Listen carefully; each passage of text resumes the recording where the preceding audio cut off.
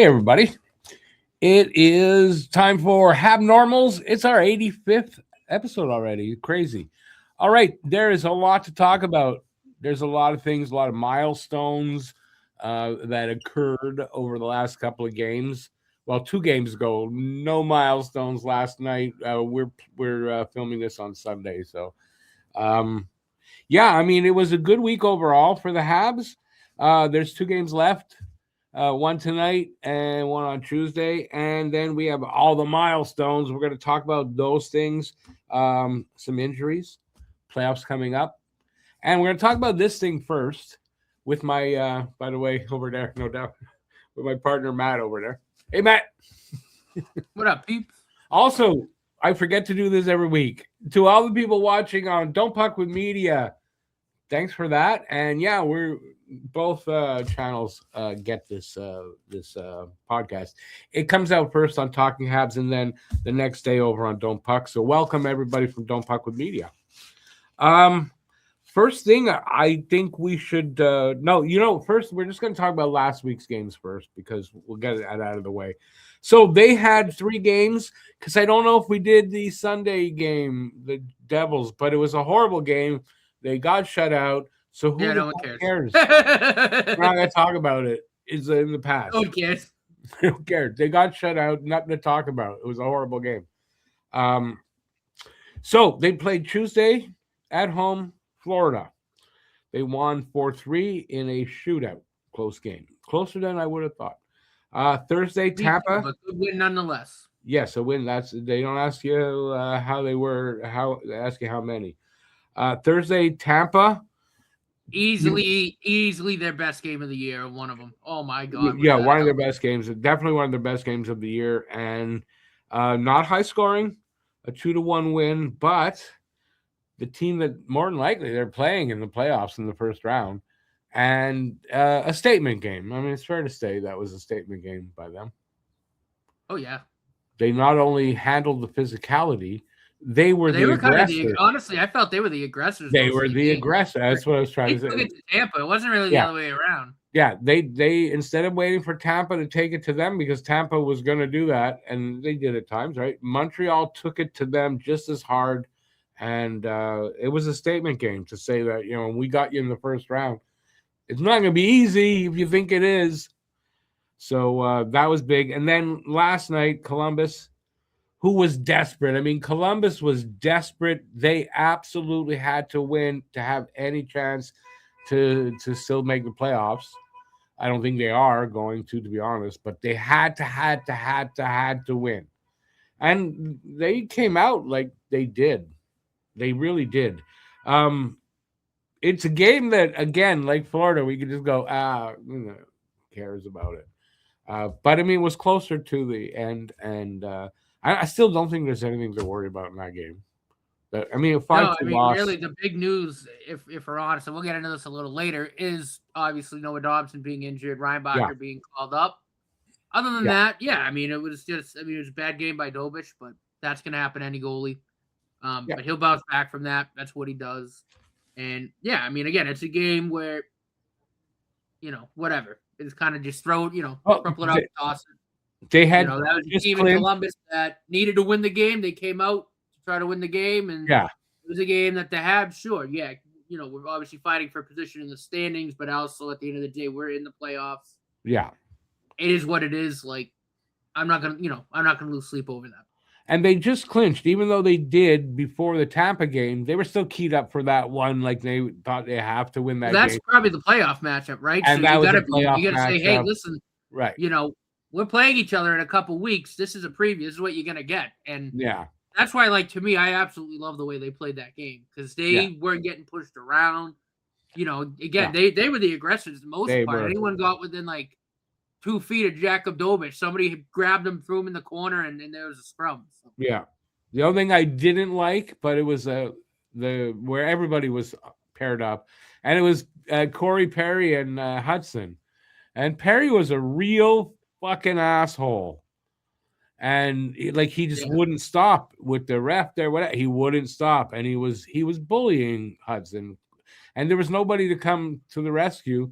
No, but Hudson was sticking out. Hudson was ready to drop the gloves. Yes, no. I mean, he would have, but he was intimidated. He was intimidated by the physicality. So who knows what the hell Perry was saying to him. But I'm sure it was nothing freaking nice. Because you could see it. He told him at one point, go, get out of here. And Hudson literally did. You saw it. He was intimidated. I don't blame the guy. He's just and Perry's a huge guy. Perry's a big guy. People don't realize or remember. Perry's like 6'3", 200 something. He's a big dude. So anyway, at the end with everything, Jack Eye came over, couldn't get to him, but had some words with him, and Perry was like moving around, and then they sent him out. He didn't get a game. I think it was just because it was the end of the period, though, because I think he was back in the third. I'm not positive. Yeah. But it was that I didn't like that at all. That kind of made my blood boil a lot to see that. But it was everybody was tied up. You can't go over the boards as because that's not you're gone for a while. You do that. Just a bad situation. And the ref should have done a better job that way, protecting a small guy like that. For a guy like Perry, come on. Mismatch. There's no doubt. And Perry wasn't giving up. Perry wasn't going to stop. He just kept going at him and kept going and skating around and whatever. Kept going at him and threatening him. At one point, he took his stick and put it near his face. Yeah. That was what made my blood fucking boil. That he did not get tossed out for that. Should have, in my opinion, should have been thrown for that. Mm-hmm. Anyway, that was the big excitement of that was a good game. Yeah, that was that game. I was mistaken for last night. Nothing happened last night. It was a horrible game. The Florida game was Florida gave a better, I guess, a better showing than I would have thought. They still could have spoiled for Montreal, I guess, right? At that point, because Tampa couldn't. The Columbus game, they couldn't spoil anything from it. They just were fighting for their own spot. We had clinched before the Panthers game, so it was they would have. We didn't clinch before the Panthers. Was the Tampa game? Oh, was before the Panthers game that we clinched? You're right. That's why I'm getting it confused. It was right because going in, Florida could have spoiled for Montreal, and Montreal was still trying to clinch, but then Minnesota won their game and it made Montreal clinch. Yeah. So now there was nothing, like really, neither team had anything to really motivate them that much, really. So I thought it would be, like Florida, their season was over, and it would be, but it was a closer game. So I don't know if Montreal let off the gas a little bit or what, but anyway, they came out with a shootout win. So, and I love what Dobish did when they won the shootout. Oh yeah. Yeah, he came out and did that. And then the next game he shits the bed, which, what are you going to do? We lost Matt for just a sec. Yeah, I mean, the next game, Dobish wasn't great. I mean, I thought there were 2 or 3 goals you could blame him for. Yeah, no, for sure. But I thought there were 2 or 3 goals that you could blame him for.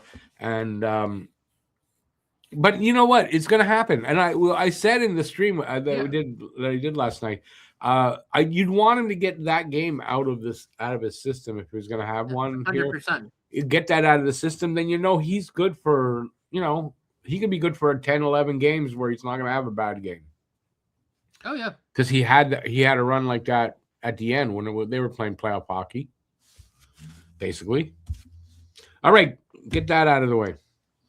Coming up, so tonight they got the Islanders, and then Tuesday Philly for the last game. They're on the road. I'll give you what I think. I think they're both wins. I'm going to go 3-2 tonight, probably in overtime.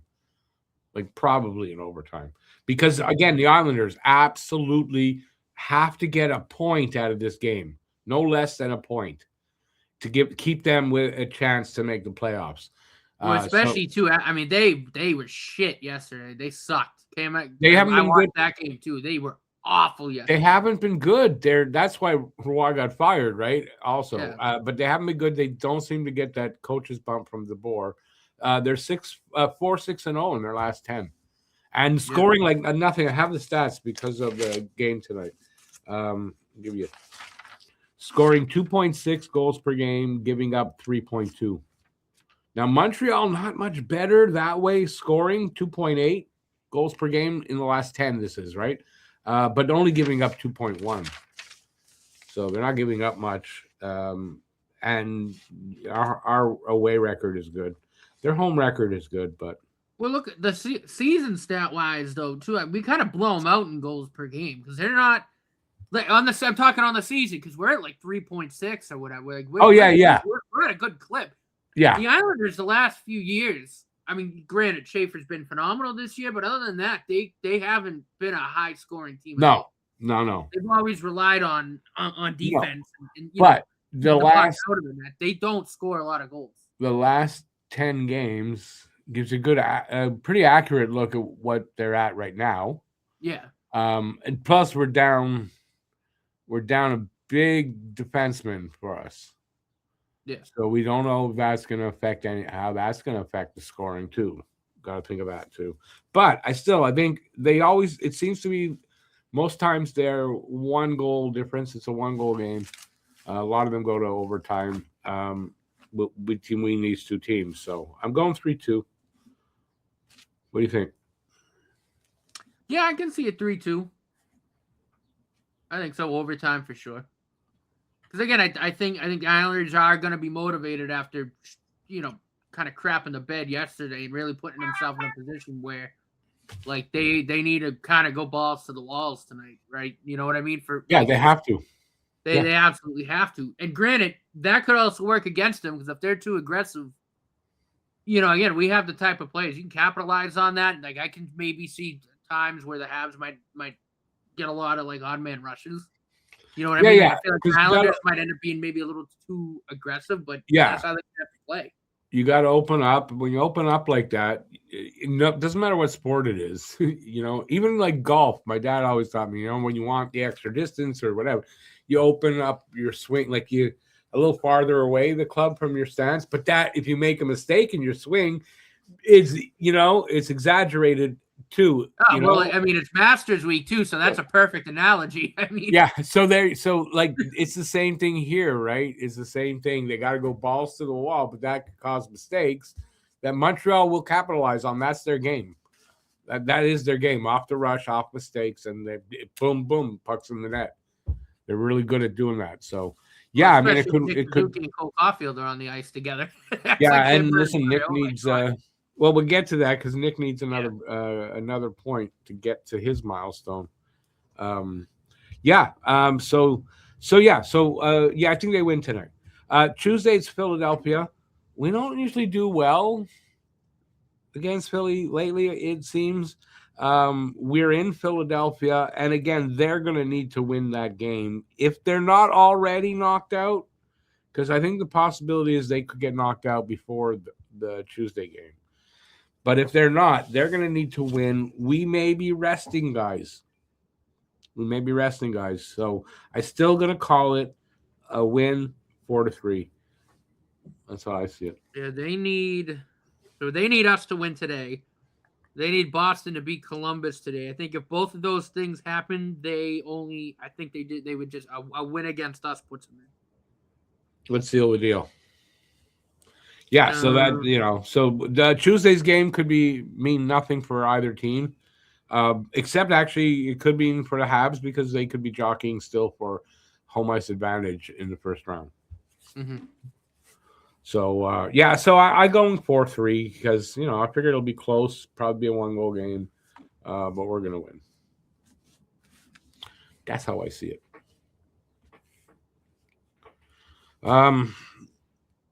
Time to move on to the topics of the week.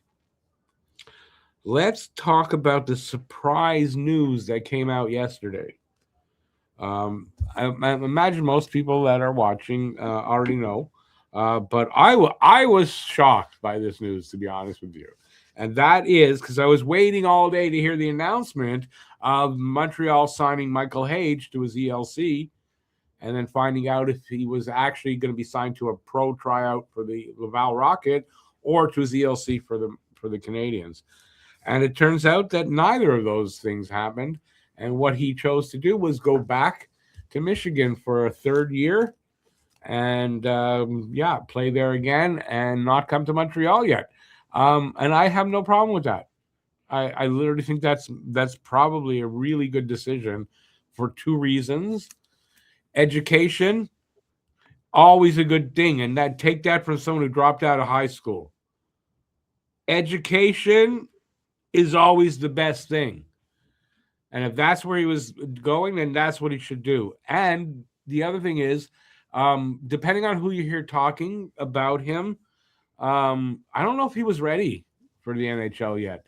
I think another year in the NCAA with Michigan, I think when he gets here, he'll be ready and he won't be going to the Rocket at that point, probably.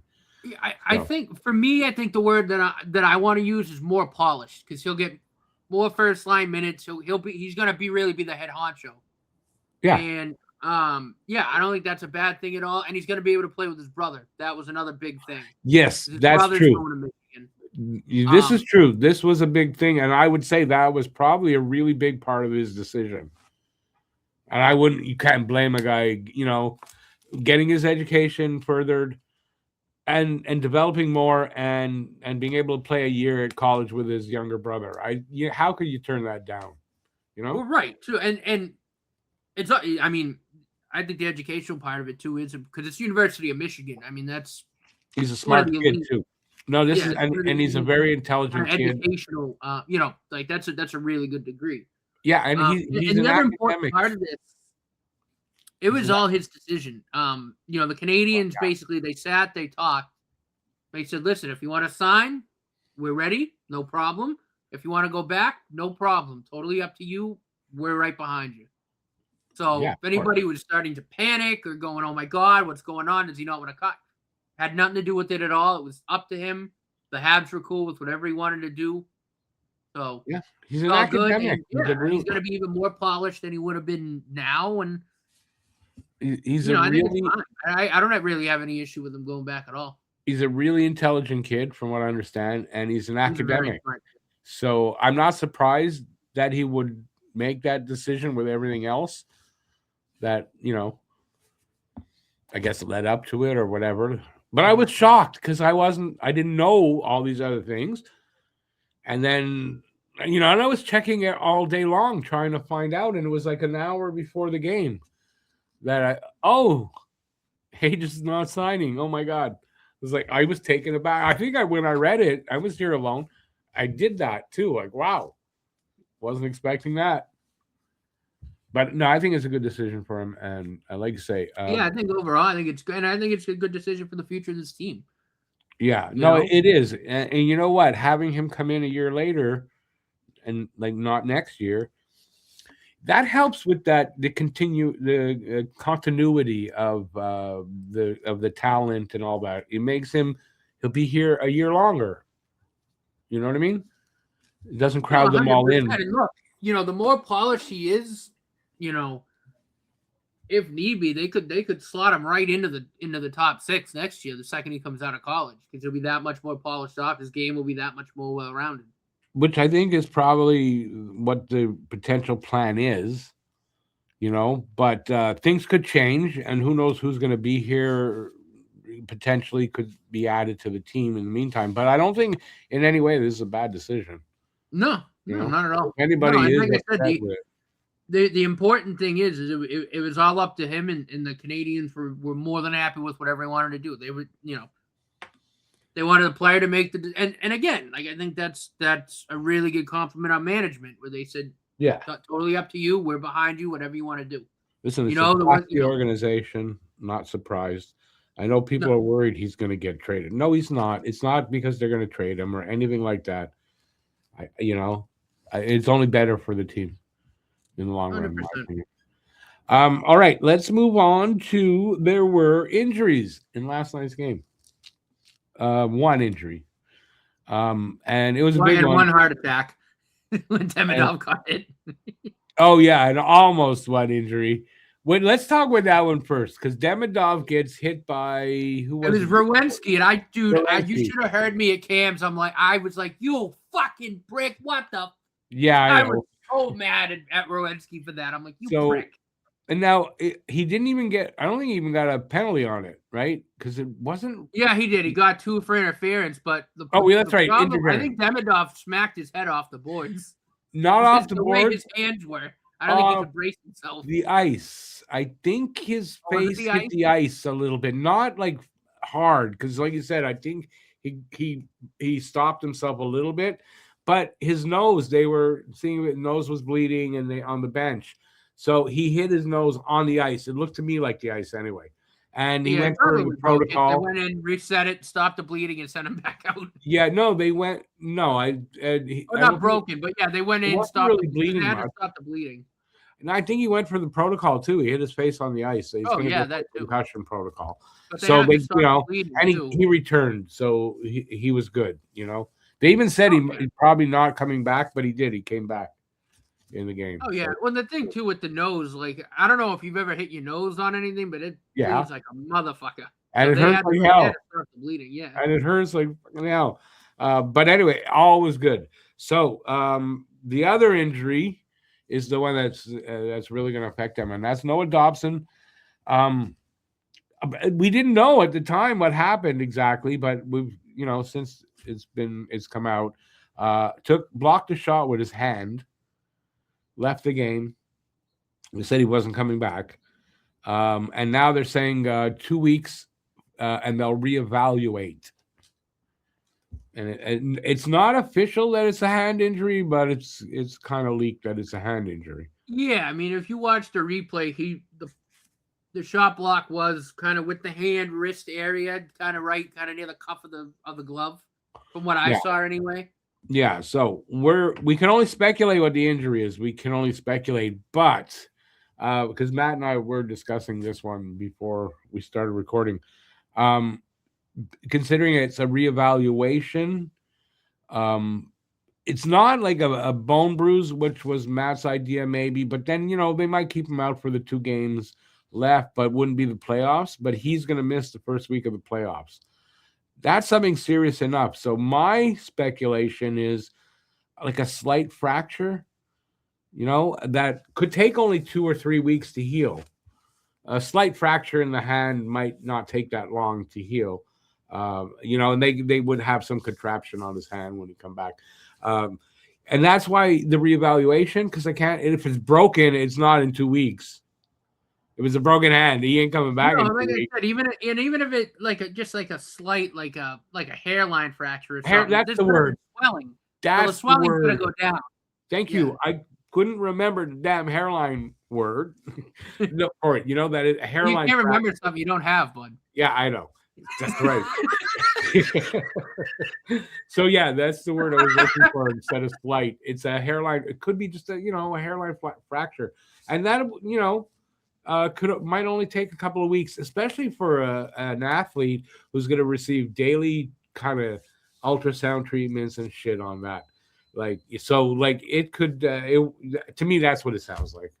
So, but we're down Dobson for the 2 games that don't 100% matter, and then the first 2 or 3 games of the playoffs, and that could be probably around 3. I think somewhere around probably 3, probably the first 3 games.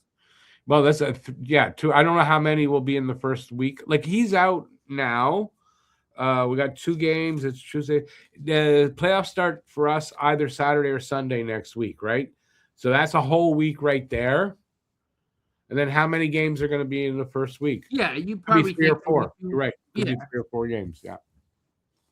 So they've called up David Reinbacher to I guess somewhat replace Dobson, because we don't know exactly. Reinbacher will not be in the game tonight. He played Friday and Saturday for the Rocket, so he won't play tonight, but I would expect he's going to play in Philadelphia. In Philadelphia. And then for the game tonight, for my projected lineups that I get, it says Gooley and Carrier are in the lineup. So the projected lineups are not always 100% accurate. So I don't know. But if that's the case, then I mean it's not great, but it's something like we were talking about it that they can survive through that. Yeah, I mean, having Gooley and Carrier back tonight, if that is the case, is huge because now the decor gets that much deep. Because now you're looking at, I mean, I don't even like, I don't know. Do you go Matheson Gooley? I don't know. I don't know what the pairings would look like, but well, the projected ones have Gooley Carrier, but I don't think that makes sense to me. No, because I wouldn't play Matheson with Hudson. Because Gooley could play the right side. Yeah. So, like, you're down Dobson, and then with Carrier and Dobson out, that means you have nobody on the right. So Carrier back in, you got to put somebody over there. And Jackeye seems to be able to play the right side on the third pair. Right. And then, but you're still deep because then you still have Struble and Engstrom as well that are up. So like they're deep enough where they can survive this. Yeah. If it turns out to be, Dobson might miss serious time. I mean, that's a problem, but yeah. But 2 weeks. The first few games of the playoffs, I think they can survive. Like they're deep enough that I think they can weather the storm. Plus, if they happen to have home ice advantage in those first 2 games, you can help to manage the minutes of the defenseman a little bit better. Mm-hmm. Yeah, for sure. And look, I think we have, I know Reinbacher's played pretty well with the Rocket this season. He has. I think a lot of people have said, he's pretty much ready to go. Well, here's his. So, I'm interested to see, finally see him in the big club and kind of see where he's at. And there you have in 57 games, 5 goals, 19 assists, 24 points, 56 penalty minutes, and a plus 18, which is, I like seeing that plus 18 because he's a defenseman, should have a high plus minus.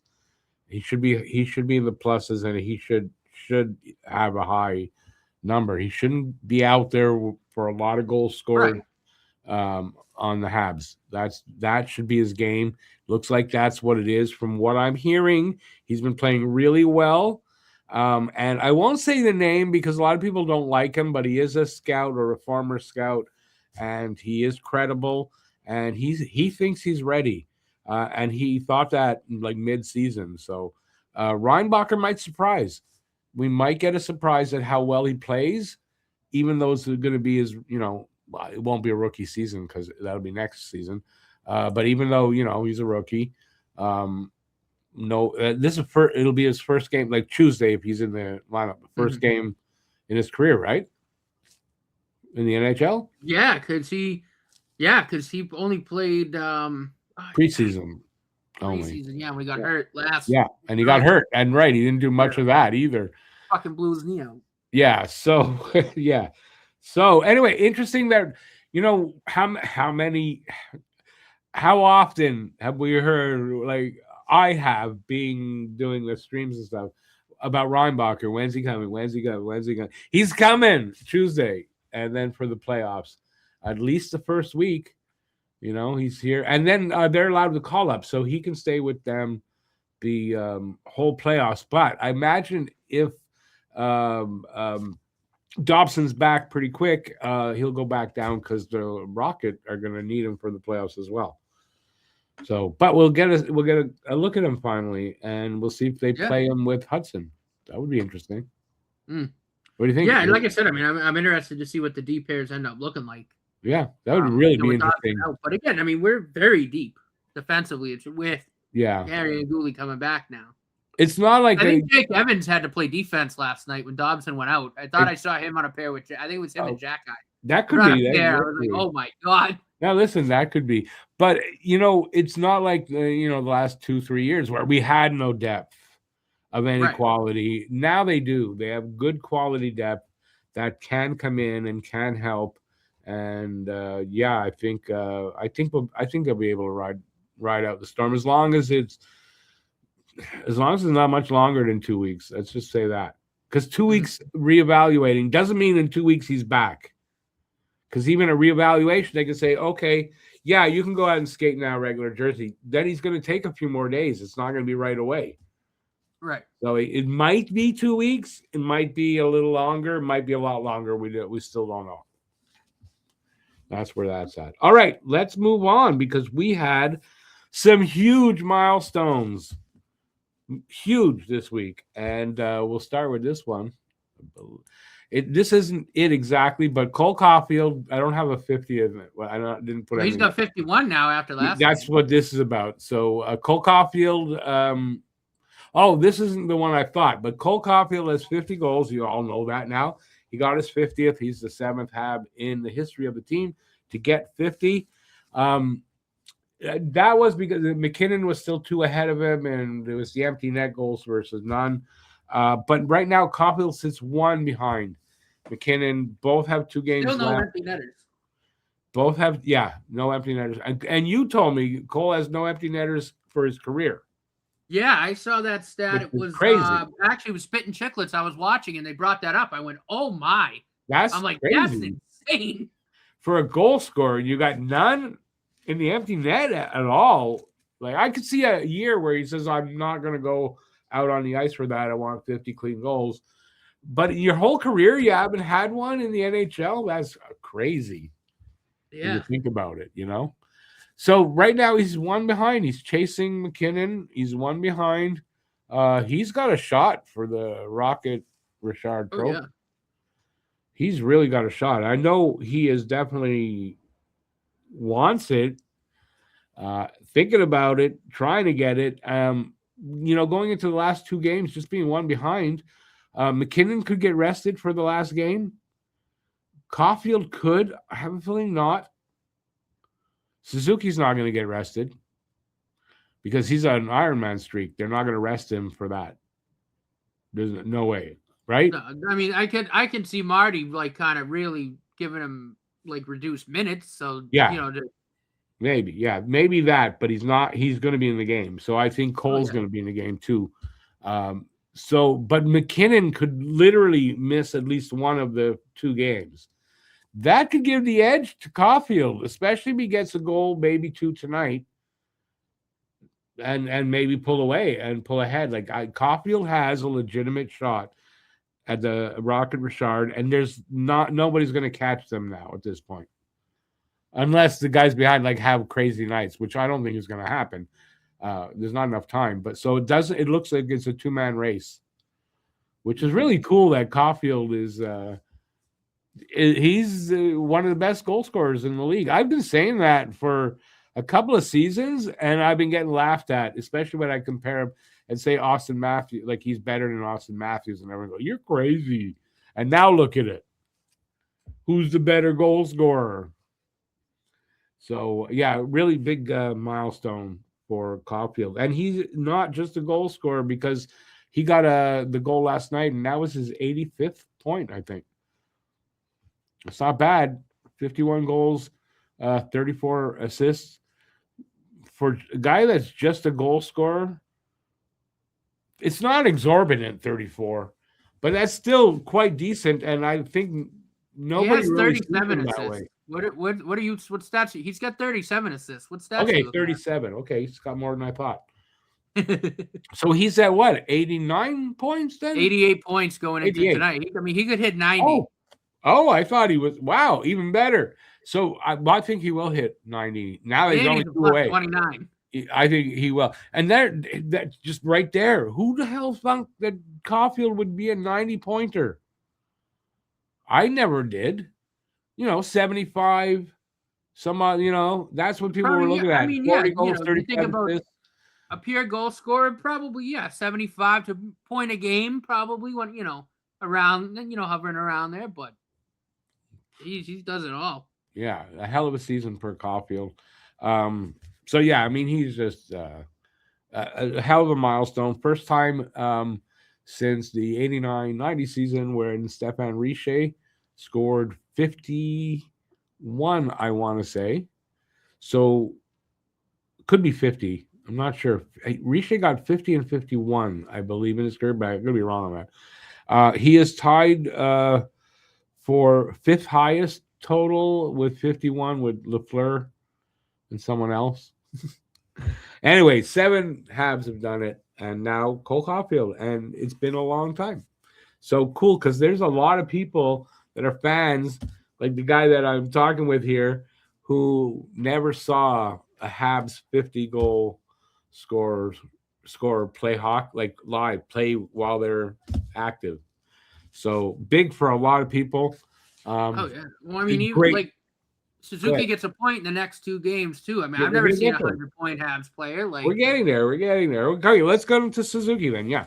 So Suzuki reached a milestone, not that one, but he reached a milestone because he had, I forget which game, he scored his 97th and 98th points. 97 put him 1 ahead of Pierre Turgeon as Habs captain, highest points ever for a Habs captain, by 2 now, and now 3 over Pierre Turgeon, who did that sometime in the 90s. It was after Patrick Roy was traded, because Mike Keane got traded. He was the captain, and then Pierre Turgeon became the captain. So it was right then. I don't know why I don't know the year. So Nick Suzuki, and now he's about to get the first Habs player since Mats Naslund in I had that actually. Where did I have that? Oh, I had it over there. 80. No, I don't remember the year. I don't remember the year. Naslund had 110 points that year, but Nick Suzuki would be the first 100-point Hab since Naslund that year. 85, 86. Why do I wasn't alive. I want to. It might be 85, 86 was the year. But anyway, I'm not 100% sure. So there you go. Those are big milestones. And now there's another one because the guy who a lot of people are calling a bust or a fraud, Yuri Slavkovsky, got his 30th goal, and he is now over 70 points. Yeah. I mean, that's legit now.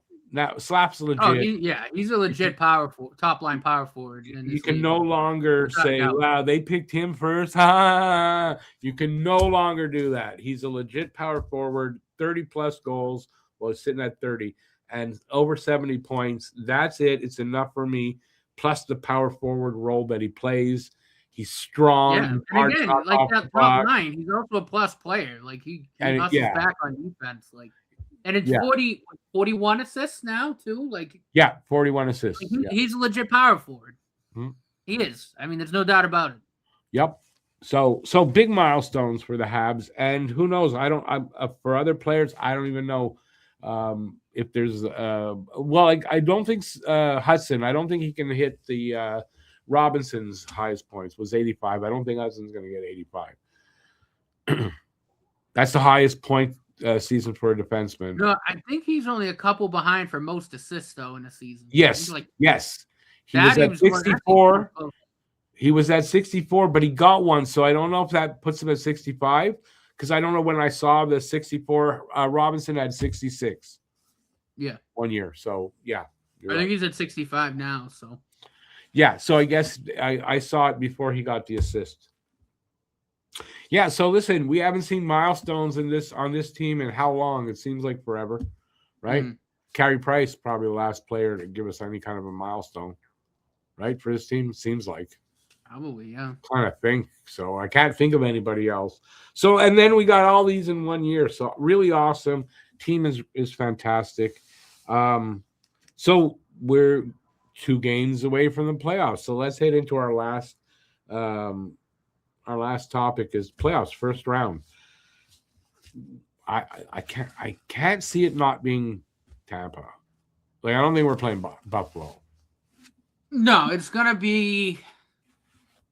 I think they're only 2 points ahead of both of us in Tampa. So, it's still, you never know. I mean, it's still kind of an unknown. But I think more than likely it's Tampa. But again, like, we're tied on points right now. Who knows? Home ice, that's still up for grabs. But I think more than likely it is Tampa. And I think the last 2 games we played Tampa, those are basically your playoff previews. And we're not the only, from what I've seen across just other content creators, what I've seen the riders and things like that. Everybody wants Montreal Tampa as a series. Yeah. And I can't blame. I mean, like, and again, it's really more so the game this past Thursday, where they came out and basically said, yeah, you're not pushing us around again. We learned from last year. We know what we need to do now, and we're not going to be pushed around. Yeah, and we have a team that can do it, and that's another thing. So yeah, and I don't know which game it was. Remember, they were asking us about which team we want, which team you want in the playoffs, Buffalo or right? And we both said they got to play whoever, so it doesn't really matter. But if you're looking and analyzing it, Tampa's probably the better matchup for them. Yeah, I mean, I think because again, as good as Tampa is on paper, if you find a way to even just slow down Kucherov, you win. Yeah, because his point totals are so far above the next closest guy. Yeah, if you could slow him down, there's other guys that can, they still have great points. Jake Getzel. But he's the key cog in that operation. If you slow him down, the rest of the team slows down. And when you're a team like the Canadians that have the speed we do and the skill, that top line, you can take advantage of that. And they did that in both games, these last two games against Tampa, this past Thursday and the week before. Yep. Yeah, they only got 2 goals in both games. Between both games, they only got 2 goals. So he didn't put up much points, if at all. They held him to next to nothing. So no, it can be done, and I think that I think in their own minds, if they're looking at the two teams, I think they have the most confidence against Tampa. About them being able to beat them. Although they did beat Buffalo one of the games this year, even though Buffalo was. We beat them twice. We split. 2-2. Okay, so they know they can beat Buffalo. They know they can beat Tampa. They know they can beat every other top team in the league because they have this season. They have. So they know that they can. There's not a team where they go, yeah, we weren't able to beat them at all. Like we had. They've beaten them all. Think about all the teams. They've beaten them all at least once this year. So they know they can do it. So I like the fact that they're going into the playoffs with a good amount of confidence. 100%. That's what it's about, right? I mean, that's what it's about. Yeah, it is. Even though it's 2 rookie goalies, so that could be and it could be a problem. Still a young you never know. And again, it could, I think another kind of X factor right now in the Habs' favor. I mean, and again, this isn't just us saying this. This is again, you'll see this anywhere if you type in Jacob Dobish in YouTube, or if you read The Athletic, or wherever you read your hockey news. Like, Jacob Dobish has been probably the best, if not like top 3 goalie probably this past month, if not the past couple of weeks. Like he's just been on a heater, and just getting better and better. It still doesn't change that he's a rookie. No, I know that. But I'm just saying though, like as from a confidence standpoint, like how can you not be confident when your goalies play? I know he had a shit game last night. I am. It's not. It's for me. I'm not criticizing him for being a rookie.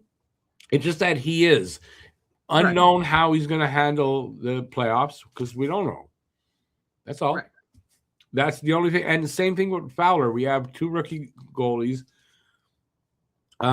It's unknown. That's all. I'm not saying I think it's going to be bad. I'm just saying it's not your ideal situation if you can avoid it. But Montreal can't, and the 2 rookie goalies are playing really well. So I don't think it's a problem, but it could be.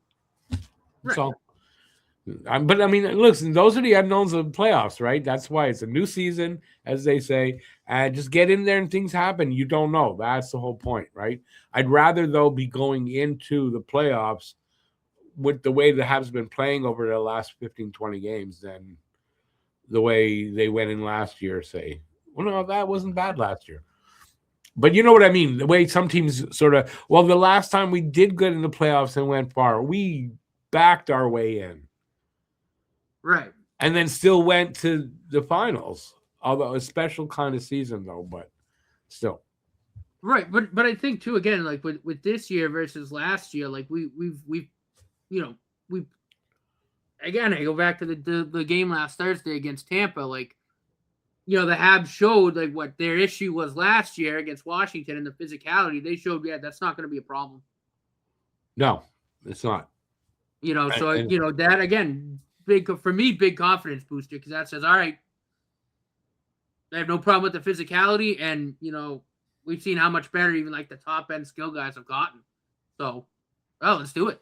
Yeah, now they just have to execute. I mean, that's what it comes down to. But that's, again, with the young team and all that, that's where the unknown is, right? Because we don't, they don't even know if they can execute in the playoffs to that. They don't know 100% yet.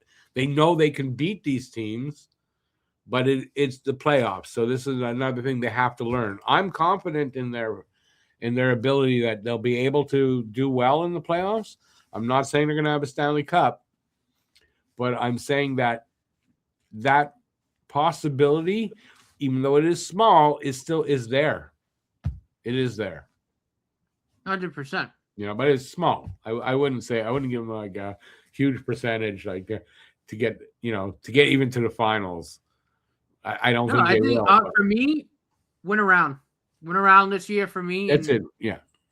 Well, I'm whatever happens the rest of the way is gravy. Yeah. Get to the second round. They're good enough they can win around this year and get to the second round. Progression from last year. After that, I think the sky's the limit going forward. Yeah, and it might be even this season because people are talking about it. Doesn't mean it'll happen, but people are talking about the fact that the Habs may be contenders, cup contenders, even going into the playoffs. We talked about, I don't know if we talked about it the last time or when we did. I don't see that going into the playoffs, but I think they can become cup contenders depending how the first round goes. So if they can beat Tampa, say not like handily, but sort of, where it's not like it wasn't a 7-game war out there. But they maybe 5 or 6 games and they beat them, and it was was hard, but not. If they do that, then they're a cup contender at that point. Yeah. But I mean, going in, it's too young. The 2 goalies, the 2 rookie goalies, the defense playing 1 game good, 1 game not. The PK up and down at points during the season. Although lately, right now, have you seen the PK numbers the last 2 weeks? Yeah, right now but I'm saying up and down all season. Right. Currently, the power play sucks. It is still a confidence booster going in the playoffs. I know, but I'm saying going in. So going in, all these things kind of loom, and I don't know that you can say they're Stanley Cup contenders. I agree. First round happens, and then look at these guys. They look fantastic. That changes. That's what I'm saying. 100%. That's all. That's what I'm saying. All right. I mean, listen, the playoffs are going to be here very soon. So the excitement is only going to ramp up. Before we do get to that, I'm going to show a little bit of we have a few new designs at our merch store. We have an April promotion by all those 3 T-shirts, and you get a free mug, and you don't even have to do anything really. It's going to be automatically put into your cart. But just a quick look at, I'll show you the mugs. That's our 50 goals mug. You know who that's for. Gator makes the save. Gator is in tonight. Captain Nuki. These are all my own characters based off people. And Slapshot. So yeah, it's all available at the store. The QR code there will take you there, and the address is not on the bottom today, so that won't help. And that's it. You got anything to add before we leave? No, it was a fun show, and gotta be ready for the game tonight. Yeah, so don't forget, if you're watching this before the game, go Habs, go! I want to see them get home ice advantage against Tampa. I think the line change, the last change, is going to be huge for Montreal, especially the first 2 games, because a young team and all that. I think it's not my own opinion. It's stuff I've heard, makes a lot of sense to me, and I think it's really huge. No, that makes a lot of sense to me as well. You bring that out. You know, so I think especially for a young team, having the last change makes a big difference for them. So anyway, that's it. Let us know what you think in the comment section, and give a thumbs up on your way out or while you're watching, and subscribe if you haven't already. And that's it. Till next time. First of all, thanks for watching. Stay safe out there. Peace out. Go Habs, go, and we'll see you. We'll see you next time. All right, ciao, everybody. Swagger down the street with your red lips and funky beat. You better hold your head up to the sky. I'm gonna roll with you till the day I die.